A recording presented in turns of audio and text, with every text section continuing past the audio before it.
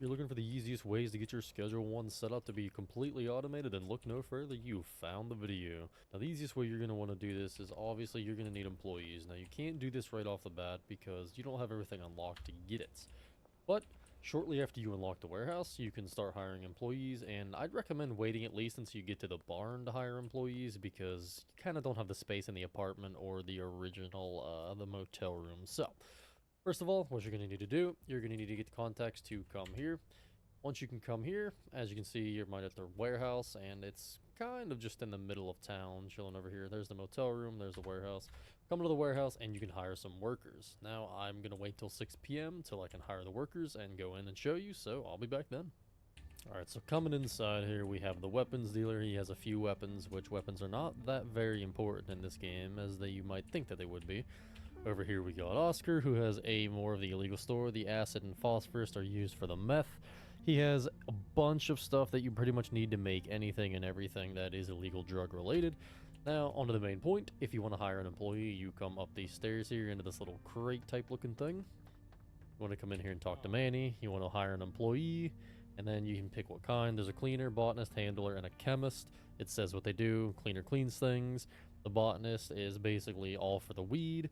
The handler will obviously package and move items, and then the chemist, they make meth, and I believe they make coke as well. I'm not sure about that because I haven't actually made any yet, but you can click on that, and then whenever you click you want to keep them, you'll keep in bed. You have to have a bed for them, as it tells you. You can pick which place you want to go to, so like I said, I would recommend waiting at least until you get to the barn, because the other places just don't really have that much room. The bungalow, the house, maybe. If you're by yourself, you might be able to have another worker running around in there, but my girlfriend and I played in there. Even with 2 people, it's kind of crowded, so I usually would probably wait until you get to the barn. It's a bit more spacious, but you can see if you would like to hire them, they'll tell you there'll be a $1,000 signing fee, and the daily wage will be $100. Now, the signing fee is pretty obvious, but the daily wage we're going to get to in a second, so I will head back to the house and show you what I'm talking about.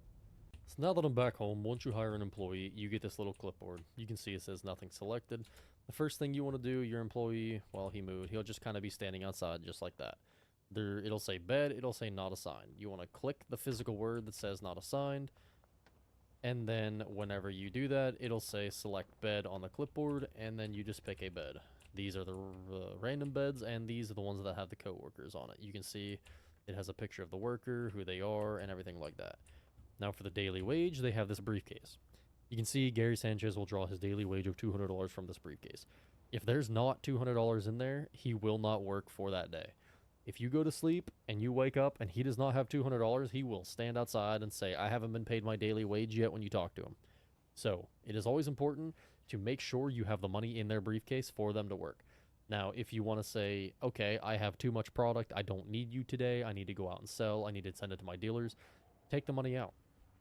You know, you can just take your money back and they will not go to work. If they don't have anything in their briefcase, it's pretty easy. So that's one way that you can kind of pause production or anything like that. So that is the daily wage. You must have that set amount of money. It's different for everybody. I think these are all 200. No, that's 100. So the cleaner is only $100, which is a little cheaper. I believe the chemist was 300 whenever I had one. So that explains the daily wage.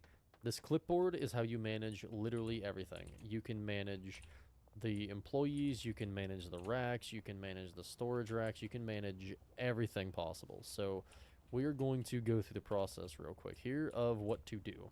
So for the cleaner, you can assign him trash cans. Whenever you assign him trash cans, there'll be a green area around where he has them like set up, or where I have them set up, because you can pick where you want them set up. So if you click on manage trash cans, you can see the big green areas, and it'll kind of overlap and show you don't need those, but we're going to assign him trash cans, and we're just going to redo those, and boom, he has all 3 trash cans. The cleaner, that's it. You literally assign him trash cans. Whatever's in the green area, he will pick up, put in there, and take outside. Done. Next, for the automation of the weed, and pretty much the automation of the meth as well, it's kind of a similar process, but to start the weed process, what you want to do is you want to start with the plant pots. So as you can see, there's a lot of prompts that come up, and it can be kind of confusing, but if you are doing it like I am, I have 2 pots, and 1 pot onto these drying racks. The process you want to go with weed is from the pot to the drying rack to another rack. So what we're going to do, when you click manage your pot, you can press E on it.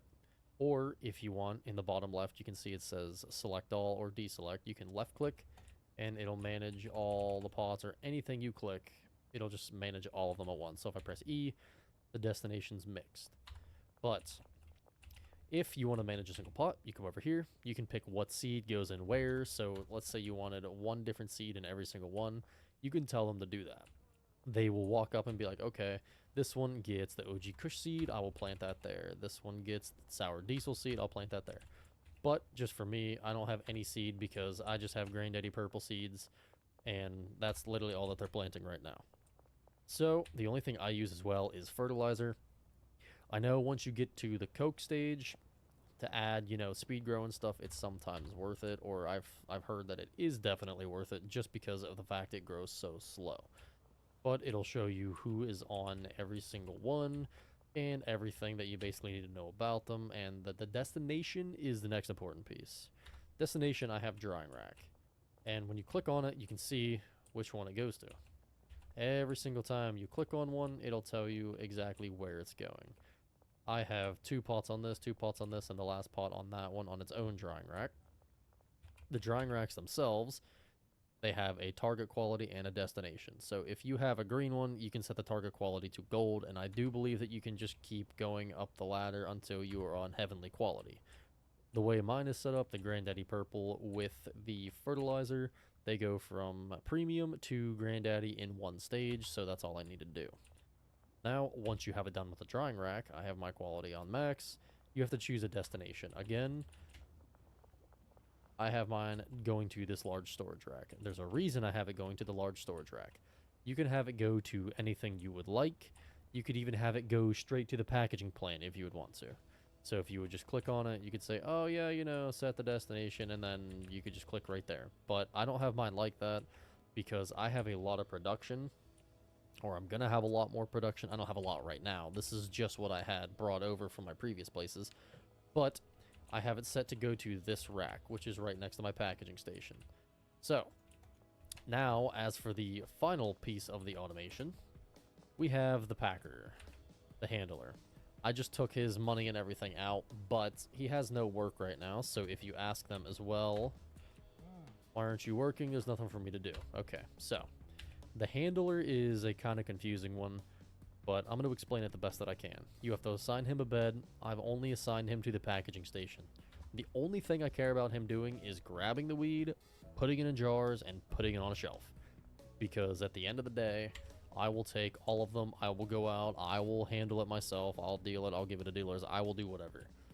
The entire process of the making is automated, so I can be gone the entire day, and I will come back to a bunch of weeds sitting on that shelf back here that is already jarred, already ready to go. As you can see, I haven't done any of this. This is like a couple days worth, but they've done all this themselves. So what you want to do with the handler, you have to be very specific. I put the routes in order. So I went from the large storage rack to the packaging station, which that large storage rack is right here. Large storage rack, which is where my good weed goes to the packaging station, because he has to put the product physically from the shelf onto there, which he does. Next, I have the packaging station to the medium storage rack. The packaging station to the medium storage rack is the one that has this, the one that he's putting all of my weed on. So once it's done there, he'll package it, swing it over to here. And then last but not least, I have him as the large storage rack to the packaging station, which are the jars that I have sitting right here. So he will, once he's done packaging those, he'll package what he can, put it over there. When he needs jars, he comes back, grabs it before he does the next one. As you can see now, he's coming over because he's got some weed. We can just chill here for a second, watch him pull stuff out. He's going and packaging it now. In a couple seconds, he'll be done packaging it, and he'll bring it straight over to here. Wow, he really takes forever, doesn't he? Alright, as you can see, the jar disappeared. It's really nice that you can actually automate this entire thing, because once you get to the automation point, I'm assuming I'm going to be able to easily automate all three things. The meth, the weed, the coke, and everything. So, you can see he put more right there. He placed it there. He's going to go to the shelf. He's going to grab more. He grabbed more. And then, boom, puts it on there. And that's the entire automation. He just does everything himself. The AI is actually pretty smart. I don't know why those jars are chilling off there like that.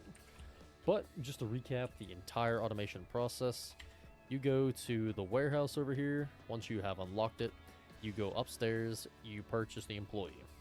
You get the employee, you have to click E on the employee with a clipboard to edit it. You choose their bed.